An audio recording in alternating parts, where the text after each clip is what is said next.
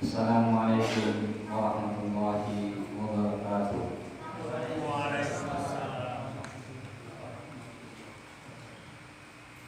Innal hamdalillah nahmaduhu wa nasta'inuhu wa nastaghfiruh wa na'udzu billahi min shururi anfusina wa min sayyiati a'malina. Man yahdihillahu fala mudilla lahu wa man yudlilhu fala hadiya lahu. Asyhadu an la ilaha illallah wahdahu la syarika lahu wa asyhadu anna Muhammadan abduhu wa rasuluh. Qala Allah ta'ala fil Qur'anil Karim, ya ayyuhalladzina amanu taqullaha haqqa tuqatih wa la tamutunna illa wa antum muslimun.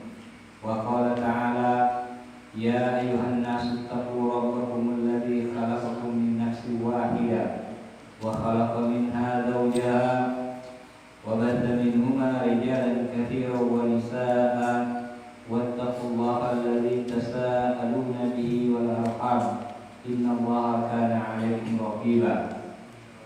Wa qala ta'ala, ya ayyuhalladzina amanu taqullaha wa qulu qawlan sadida yuslih lakum a'malakum wa yaghfir lakum dhunubakum wa man yuti'illaha wa rasulahu faqad faza fawzan 'azima. Amma ba'du. Fa ya ayyuhal hadirun, fa inna ahsanal kalam kalamullah wa khairul hadi huda Muhammadin sallallahu alaihi wasallam. Syarrul umuri muhdatsatuha wa kullu muhdatsatin bid'ah wa kullu bid'atin dhalalah wa kullu dhalalatin finnar wal iyad billah. Ma'asyiral muslimin wal muslimat, hadirin wal hadirat, azani Allah wa iyyakum. Kembali kita memuji dan memuja Allah Tabaraka wa Ta'ala, karena dengan rahmatnya lah, taufik dan hidayahnya, Allah masih memberikan kita kesempatan, masih memberikan kita waktu, umur yang panjang sampai detik ini. Sampai detik ini Allah Tabaraka wa Ta'ala masih memberikan kita kesempatan untuk terus duduk di majelis ilmu dalam rangka untuk memahami Al-Quranul Karim, mengamalkannya, dan hadis Rasulullah sallallahu alaihi wasallam. Kemudian salawat serta salam tak bosan-bosannya kita selalu mengucapkan kepada Nabi kita yang kita cintai, Muhammad ibn Abdullah sallallahu alaihi wasallam. Mudah-mudahan salawat yang sering kita ucapkan kepada beliau akan memberikan syafaat, akan memberikan pertolongan di hari kiamat nanti. Ma'asyiral muslimin wal muslimat, hadirin wal hadirat, ikhwani wa akhwati yang dirahmati Allah Tabaraka wa Ta'ala. Insyaallah pada malam ini kita akan melanjutkan kajian rutinitas kita, sebuah risalah, sebuah kitab yang dikarang oleh seorang imam mujaddid, seorang imam, yaitu Muhammad ibn Abdul Wahhab At-Tamimi rahimahullah ta'ala rahmatan wasi'ah. Adapun kitab beliau yang kita bahas yaitu Al-Usul Al-Thalatha. Ada 3 landasan yang wajib diketahui setiap muslim dan muslimat. Dan ini adalah pokok dasar dalam permasalahan tauhid atau akidah.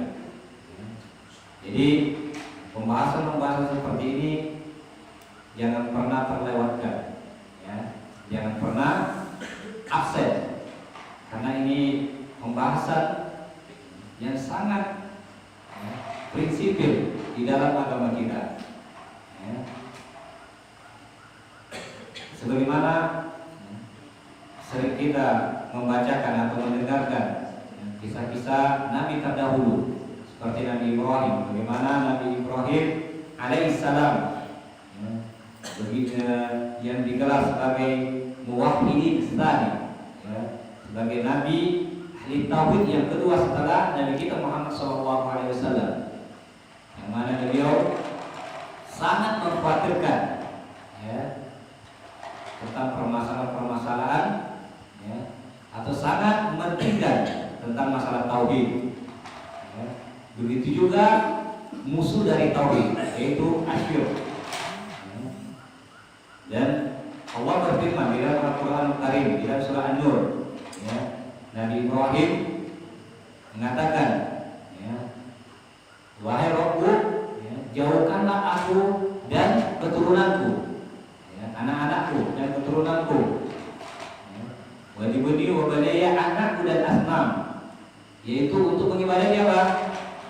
Patung, ya, untuk mengibadati patung. Kenapa? Karena, ya, pengibadah seperti ini banyak menyenangkan manusia. Ini Nabi Ibrahim alaihissalam begitu khawatir, begitu takut terjerumus, ya, ke dalam kesyirikan. Karena syirik, sebagaimana kita ketahui, ya, orang yang meninggal di atas kesyirikan, maka Allah tidak akan mengampuni dia. Inna Allah la yaghfiru an yushraka bihi wa yaghfiru ma duna dzalik liman yasha. Sesungguhnya Allah Tabaraka wa Ta'ala tidak akan mengampuni dosa-dosa syirik, ya, dan Allah mengampuni dosa selain syirik, ya. Orang yang meninggal di atas kesyirikan jelas, ya, dia akan kekal di dalam api neraka. Makanya pembahasan seperti ini, Bapak Ibu-ibu hadirin wal hadirat yang dirahmati Allah Tabaraka wa Ta'ala, jangan pernah menganggap remeh, ya, harus serius, ya. Karena ini permasalahan tentang masalah akidah, keyakinan kita, tentang masalah keselamatan, ya. Kalau permasalahan tauhid itu sudah rusak, maka jangan mengharapkan ibadah-ibadah yang lain itu akan baik. Dia akan berusaha juga. Sebagaimana Imam Muhammad bin Abdul Wahhab di dalam kitabnya Al-Qawaidul Arba, ya, beliau mengatakan, fa'lam anna al-ibadah la tusamma al-ibadah illa ma'a tauhid, kama anna shalah la tusamma shalah illa ma'a thahar. Ketahuilah, ya, kata Syekh Muhammad bin Abdul Wahhab rahimahullah taala, tidaklah dikatakan suatu ibadah kecuali ibadah tersebut dibangun di atas tauhid. Dibangun di atas tauhid. Sebagaimana beliau mengumpamakan orang yang sholat, kalau dia tidak bertaharah, apakah sholatnya sah? Enggak. Seperti itulah permisalan tauhid di dalam kehidupan manusia. Nah, ma'asyiral muslimin wal muslimat yang dirahmati Allah Tabaraka wa Ta'ala, kita kemarin terhenti di pembahasan tentang masalah ayat di surat Al-Asr, mana sudah kita menjelaskan sedikit penjelasan dari para ulama, ya. Namun kita belum selesai membacakan atau menjelaskan dari makna surat Al-Asr. Allah Tabaraka wa Ta'ala berfirman, wal 'asr innal insana lafi khusr illa alladziina aamanu amanu wa 'amilus shalihati wa tawashaw bil haqq wa tawashaw bis sabr. Wal 'asr, demi masa, ini udah kita jelaskan ya. Udah kita bacakan ya, perkataan-perkataan atau penjelasan para ulama. Innal insana lafi khusr, sesungguhnya manusia itu berada dalam keadaan merugi ya, dalam keadaan merugi. Illal ladzina amanu, kecuali orang-orang yang beriman ya, kecuali orang-orang yang beriman. Wa amilus shalihat, yang kedua orang yang melakukan amal soleh. Kemudian yang ketiga wa tawashaw bil haqq, orang yang saling menasihati di dalam kebenaran.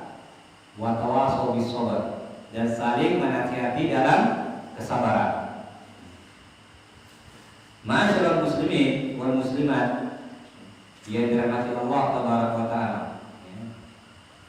kita akan membacakan penjelasan dari Syekh Shalih Al-Utsaimin rahimahullah taala tentang makna dari surat Al-'Asr.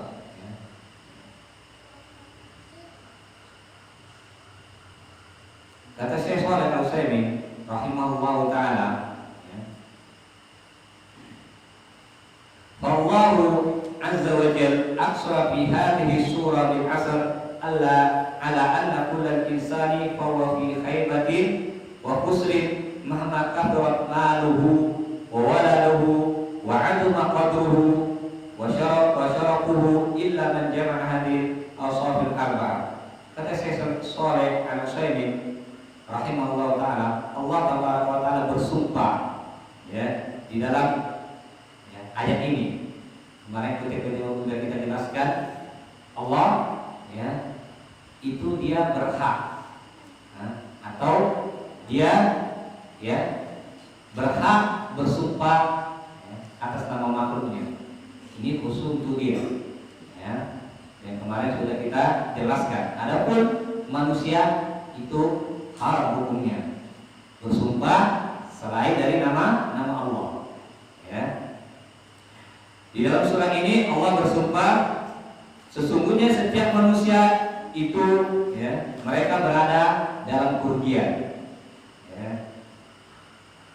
Walaupun manusia tersebut itu memiliki harta yang melimpah ya, memiliki harta yang melimpah, memiliki jabatan yang tinggi, memiliki pangkat, kedudukan ya, dan memiliki ya, anak.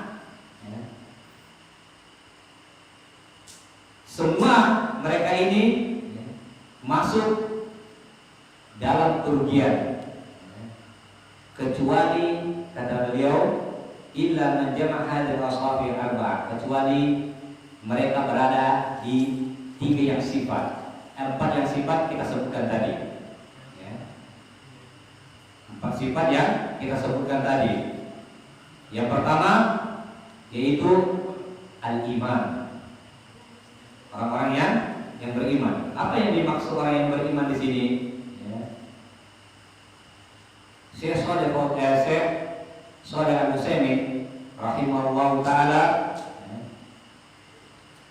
menjelaskan yang pertama iman yaitu meliputi semua, ya, mencakup, meliputi semua yang mendekatkan diri kepada Allah Taala, ya, baik itu dari keyakinan yang benar maupun ilmu yang bermanfaat. Jadi yang pertama kata Syekh Shalih Al-Utsaimin yaitu orang yang beriman.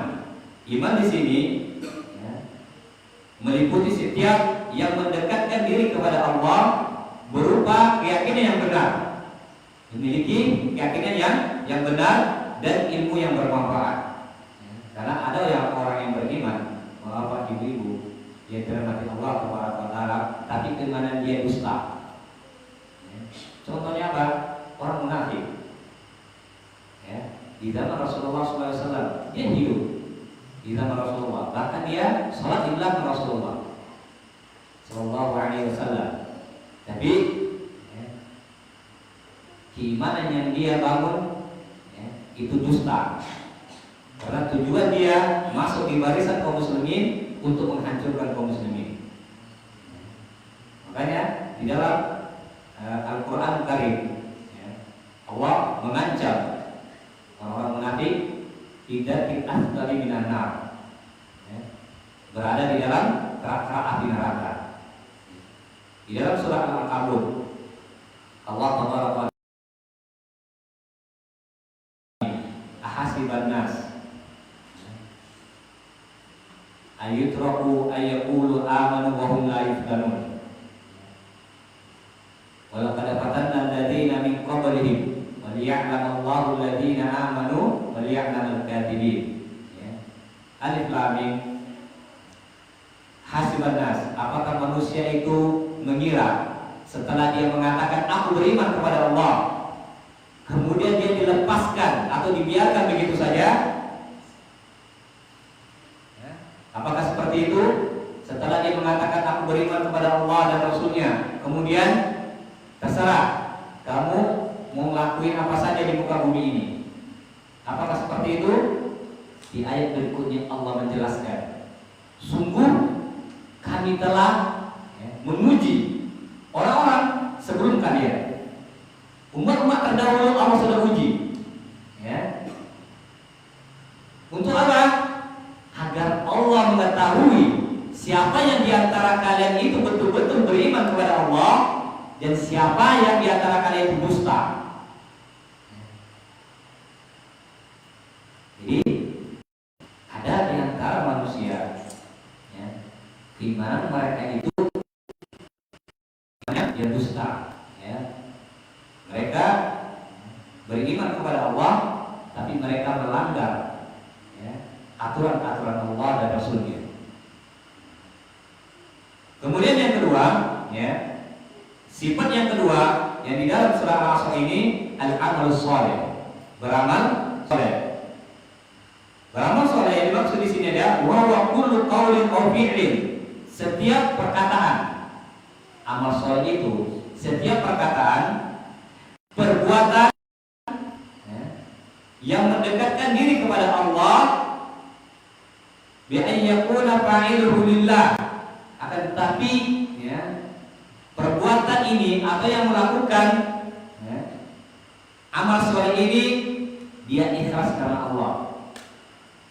Itu yang pertama. Kemudian yang kedua, dia mengikuti tuntunan Rasulullah SAW. Ini amalan soleh. Bapak, ibu-ibu, ya dirahmati Allah Taala. Ya. Jadi kalau amal soleh tidak dibangun di dalam dua dasar ini, berarti ini bukan dikatakan namanya amal soleh. Dia melakukan amal soleh, ibadah. Apapun itu jenis amal solehnya, ya, membantu orang yang ada kesusahan, berinfak, bersedekah, naik haji, berpuasa, tidak ikhlas karena Allah, apakah diterima ini amal solehnya? Enggak. Atau dia ikhlas melakukan amal soleh, tapi yang dia lakukan itu tidak dibangun di atas tuntunan Rasulullah SAW, apakah ini diterima? Tidak. Makanya amal soleh itu dibangun di atas dua syarat ini, dan ini yang disebutkan, ya, ulama syurutul qubulil amal, syarat diterimanya suatu amalan. Makanya kita harus belajar, Bapak Ibu-ibu yang dirahmati Allah Taala. Jangan sampai, ya, Allah berfirman di dalam Al-Qur'an Al-Karim, wa qadimna 'ala ma 'amilu faja'alnahu haba'an manthura. Di hari kiamat nanti, kata Allah Taala, kami datangkan, ya, perbuatan-perbuatan mereka yang telah mereka kerjakan, ya, dan kami bagaikan debu yang berterbangan, tidak ada manfaatnya. Gila. Apakah kita mau seperti itu? Tidak. Jangan kita seperti orang-orang yang nanti Allah Taala perlihatkan amalannya, satu pun amalan tidak ada diterima di sisi Allah Taala.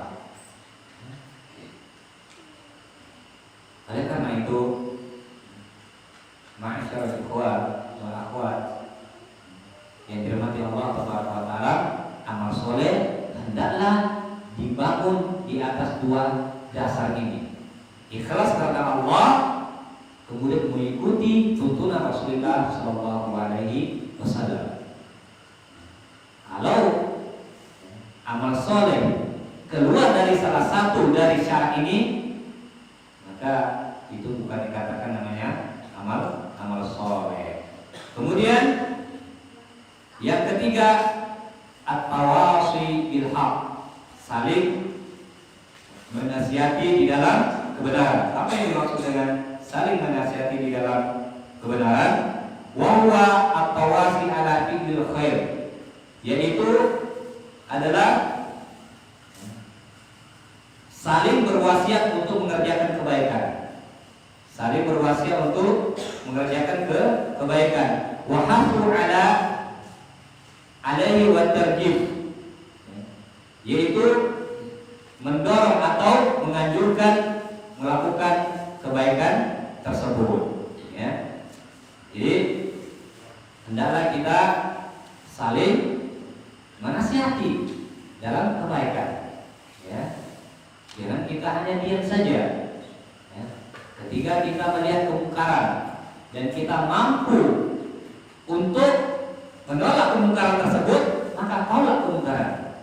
Sebagaimana di dalam hadis Rasulullah SAW bersabda, ya, man ro'a minkum munkaran falyughayyirhu biyadihi.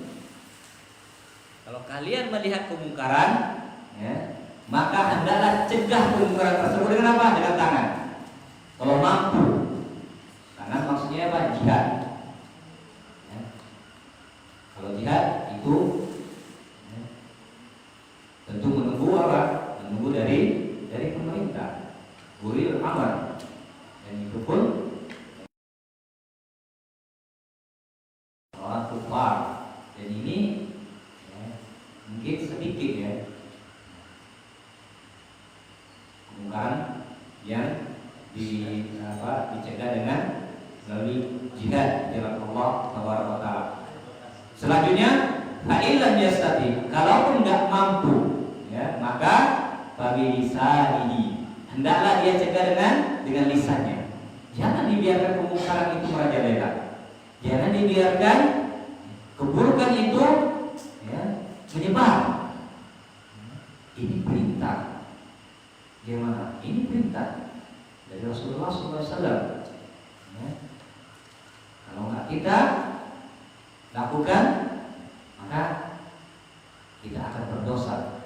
Sementara kita mampu, ya, lisan menasihati, mampu kita menasihati, kita mempunyai ilmu, kita mempunyai, ya, argumen hujah, maka nasihati dengan bil mau'izatil hasanah, dengan baik.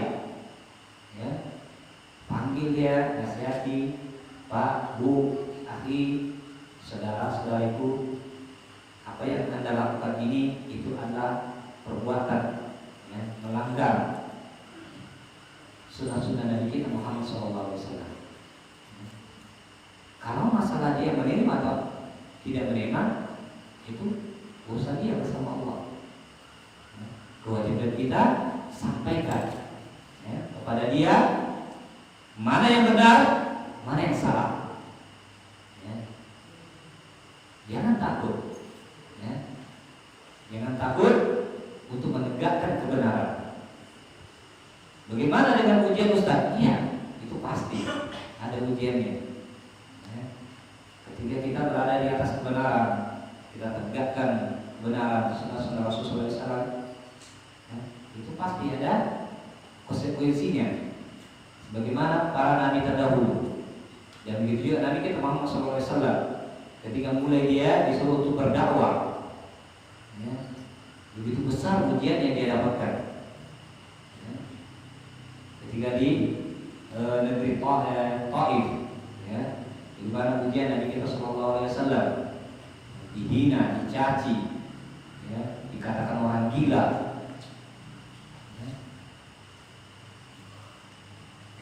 Nah, jadi maka kalau kita melihat kemungkaran tidak mampu kita mencegah dengan lisan, ya, tapi qalbihi. Yang ketiga, yang terakhir itu hanya diingkari dalam hati. Kita tak mampu ini. Kalau kita juga melakukan ini lebih besar mudaratnya, artinya lebih besar bahayanya, ya, maka hindari, ya, kemungkaran tersebut. Karena kalau kita, ya, mencegah, maka kemungkinan besar nyawa kita melayang. Maka Rasulullah SAW memberikan solusinya.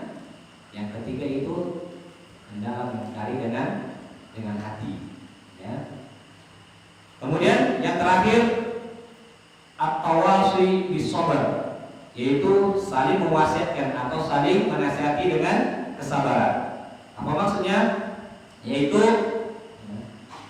hendaknya satu sama lain saling mewasiatkan kesabaran dalam mengerjakan perintah Allah, ya, dalam mengajarkan perintah Allah dan meninggalkan larangan Allah, apa yang diharamkan oleh Allah Tabaraka wa Ta'ala, ya. Jadi yang keempat ini yaitu saling mewasiati atau saling menasihati dengan kesabaran, yaitu menjalankan perintah Allah dan meninggalkan larangan Allah Subhanahu wa Ta'ala. Dan ini berat, sama yang nomor 3. Ketika kita mulai mengetahui, memahami sunnah-sunnah Nabi Muhammad SAW, dan kita ingin saudara-saudara kita atau keluarga kita ikut bisa, ya, mengenal sunnah-sunnah Nabi Muhammad SAW sebagaimana kita, ya, memahaminya.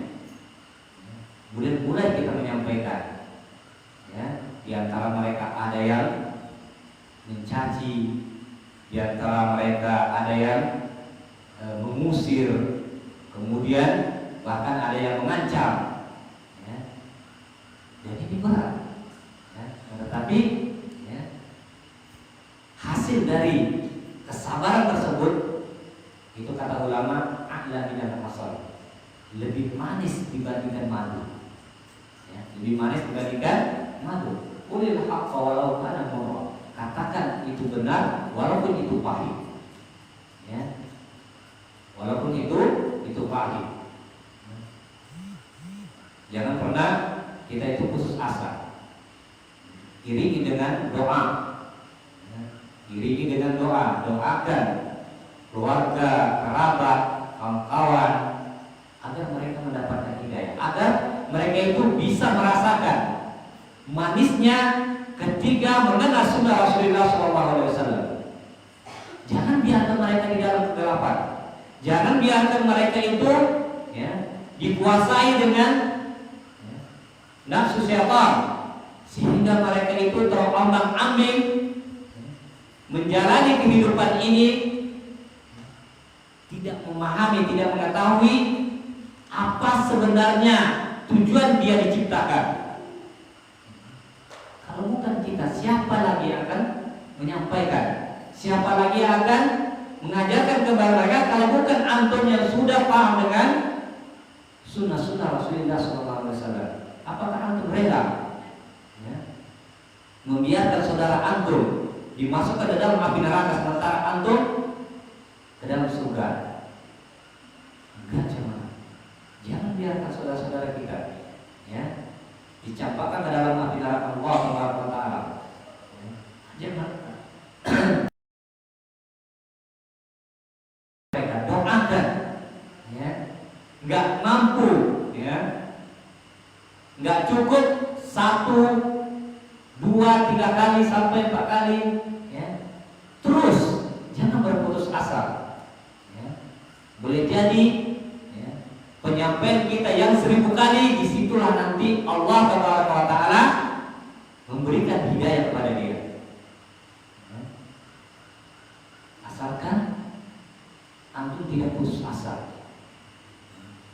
terus. Jangan biarkan saudara-saudara kita itu ya, berada di dalam kegelapan, agar kita bisa bersama-sama memasuki surga Allah Taala. Ma'asyiral muslimin wal muslimat yang dirahmati Allah Taala. Kemudian Syekh Shalih Al-Utsaimin melanjutkan penjelasannya, wa tawasi bil haq wa tawasi bis sabr yatadammanani amru bil ma'ruf wan nahyi 'anil munkar. Ya. Jadi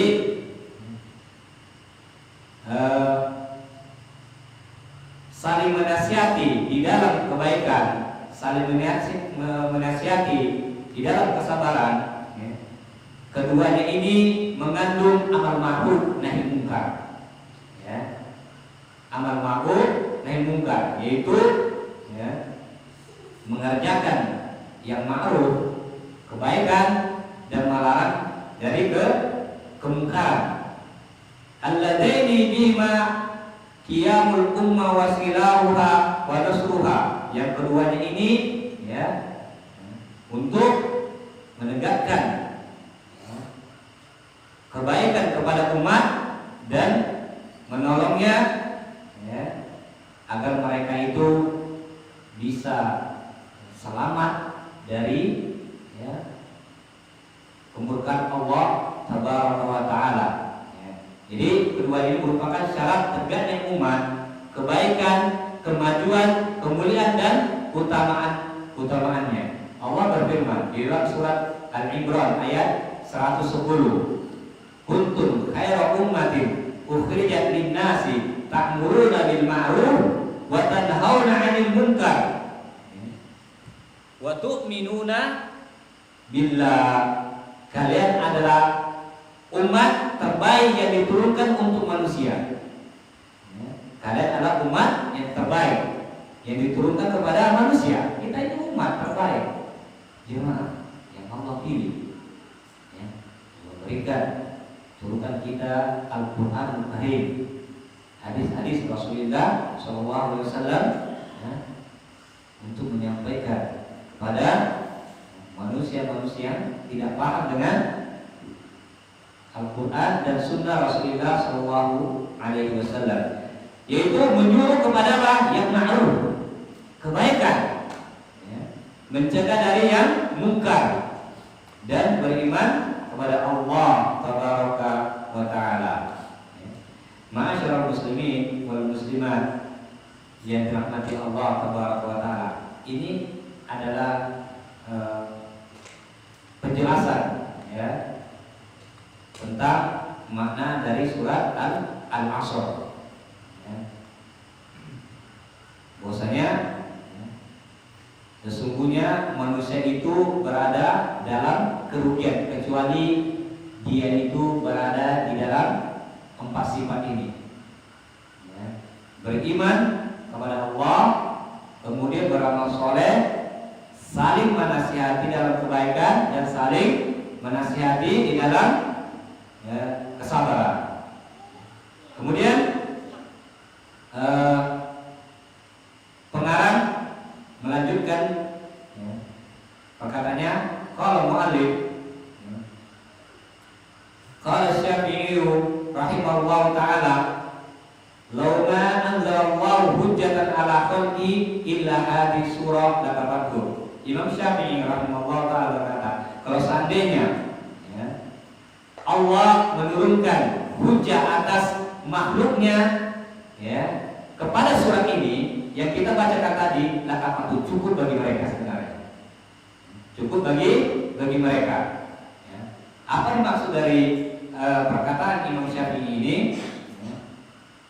Kemudian Syekh Shalih Al-Utsaimin rahimahullah ta'ala menjelaskan, pertama beliau menjelaskan tentang nasab Imam Asy-Syafi'i. Siapa itu Imam Asy-Syafi'i? Imam Asy-Syafi'i ya, itu adalah huwa Abu Abdillah, kunyanya namanya siapa? Abu Abdillah kunyanya ya, namanya Abu Abdullah. Nama beliau Muhammad bin Idris. Ya, jadi namanya bukan Syafi'i. Namanya siapa? Muhammad bin Idris.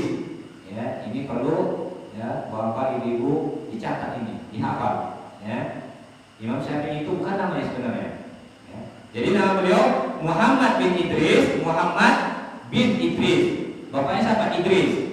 Kemudian bin Abbas, kakeknya, bin Utsman, bin Syafi'i. Ya. Jadi dia menisbahkan ke sini kakeknya itu Asy-Syafi'i. Ya. Asy-Syafi'i, Al-Hashimi Al-Quraisy. Dia dari suku Quraisy. Ya. Dari suku Quraisy. Kemudian dia lahir di negeri Goza. Namanya negeri Goza pada tahun 150 Hijriah. Imam Asy-Syafi'i dilahirkan di negeri Goza. Ya. Di negeri Gaza ya, kalau bahasa Gaza pada tahun 150 Hijriah. Kemudian dia meninggal di Mesir. Meninggal di Mesir pada tahun 204. 204 Hijriah. Wa huwa ahadul a'immatil arba. Dan dia salah satu dari imam 4. Ya, imam yang 4. Yaitu Abu Hanifah. Ya, Imam Abu Hanifah, Imam Malik, Imam Asy-Syafi'i. Kemudian Imam Ahmad bin Hanbal rahimahumullah rahmatan wasi'ah. Ya. Dia salah satu dari 4 imam. Nah, itu sedikit tentang biografi nasab ya, nama Imam Asy-Syafi'i. Jangan sampai lupa. Jadi Imam Syafi'i itu bukan namanya, tapi nama kakeknya diambil. Namanya adalah Muhammad bin Idris. Muhammad bin Idris. Ya. Ini dihafal. Jangan sampai seorang penuntut ilmu itu tak tahu dengan nama-nama ulama yang masyhur. Ya. Malahan yang dihafal di antara kita itu nama-nama pemain bola. Ditanya siapa nama pemain bola negara ini, paham loh. Ya. Atau siapa nama pemain petinju, nah ya hafal itu. Ya. Ini penyakit ini buat seperti ini. Ya, jangan sampai. Apalagi dia orang kafir. Nauzubillah. Ya. Tidak boleh, haram hukumnya. Kita itu ulama-ulama kita yang mereka itu masyhur, yang kita harus mengikuti ya, akhlak mereka.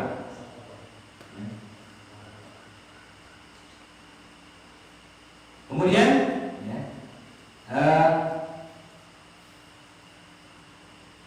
Syekh Shalih Al-Utsaimin akan menjelaskan apa makna dari law, perkataan Imam Syafi'i, law ma anzalallahu hujjatan ala khalqihi illa hadhihi surah lakafatul. Kalau seandainya Allah menurunkan hujjah atas makhluknya ya, illa hadhihi surah lakafatul.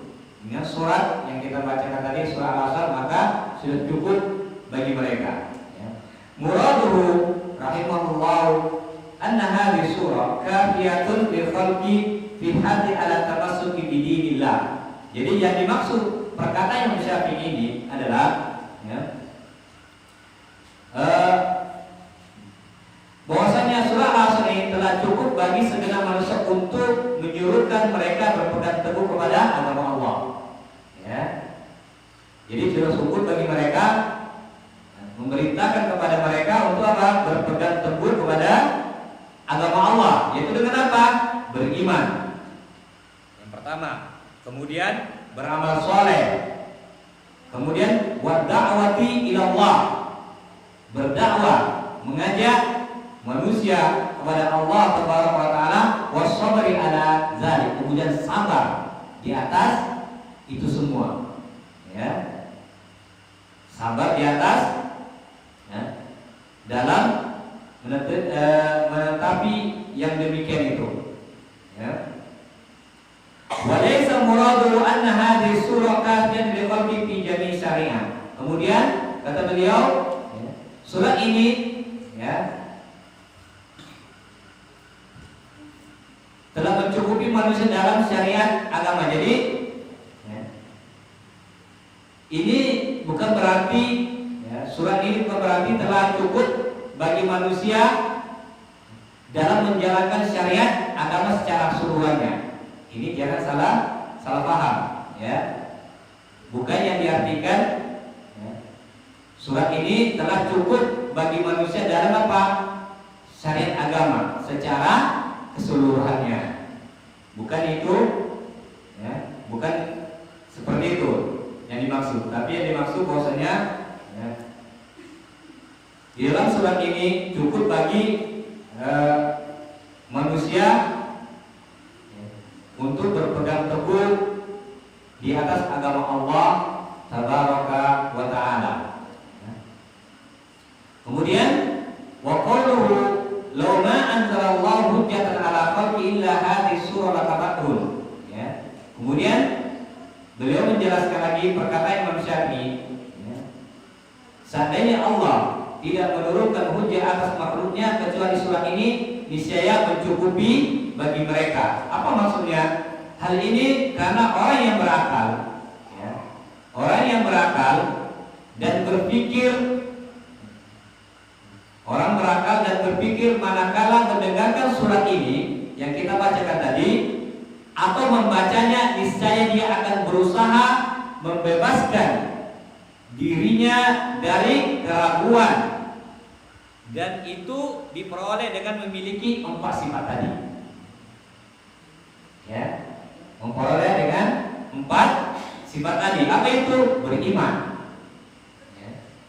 Kemudian beramal soleh dan saling berwasiat di dalam menatapi kebenaran dan dalam menatapi kesabaran. Saling ya, berwasiat dalam kebenaran dan saling berwasiat dalam kesabaran. Ya, jadi ini ya, yang dijelaskan oleh Syekh Shalih Al-Utsaimin rahimahullah taala rahmatan wasi'ah.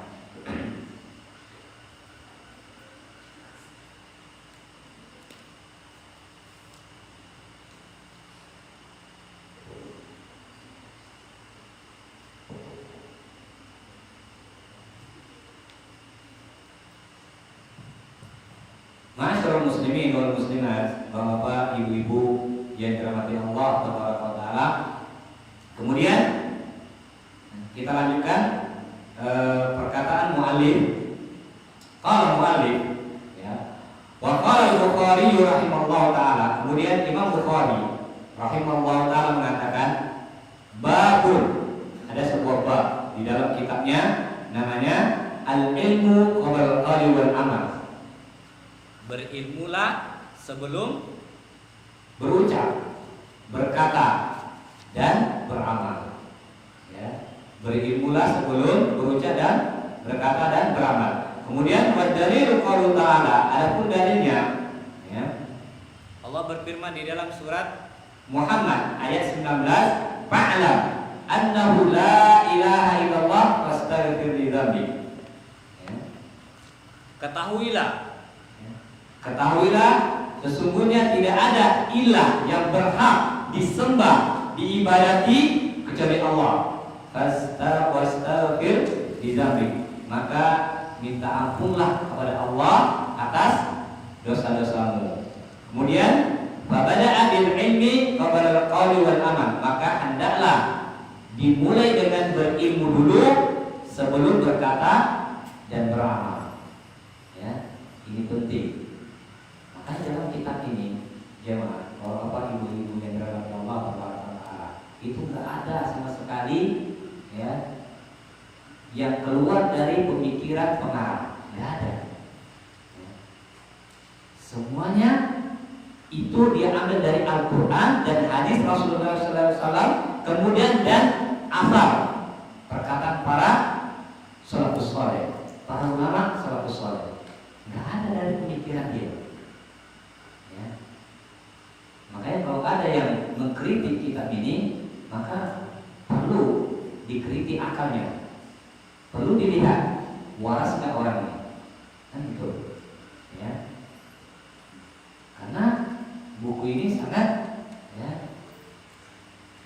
begitu penting sekali, sangat bagus sekali. Kemudian Syekh Shalih Al-Utsaimin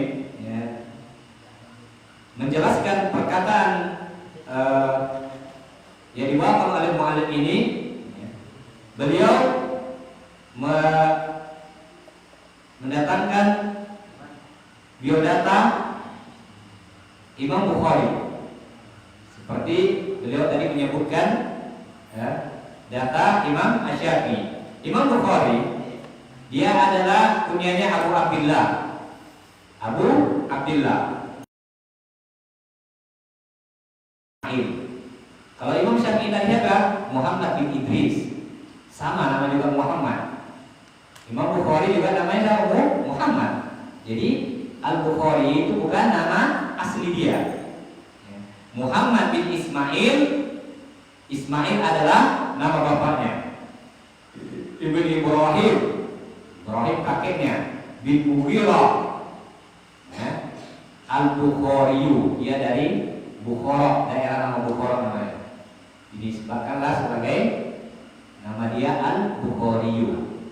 Dia dari mana? Negeri Bukhara. Dan negeri Bukhara itu adalah kampung dari Imam Bukhari. Wulida di Bukhara. Dia dilahirkan di mana? Di daerah namanya Bukhara, di Syawal, pada bulan Syawal tahun Al-Ba'awatismi wa Tis'ina Mina. Jadi 194 Hijriah. Ya. Jadi beliau dilahirkan pada bulan Syawal pada tahun 194 Hijriah. 194 Hijriah. Ya, ini harus dihafal ini. Ya, jangan sampai antum lupa. Ya. Kemudian masa kecil, ya, beliau diasuh oleh ibunya. Ya. Sudah masuk. Jadi apa ya? Kenapa antum kasih tahu? Nah, barakallahu fiik. Ya, kita coba dulu kajian kita. Insyaallah nanti kita sambung setelah sholat Isya. Sallallahu alaihi wa sallam Muhammad wa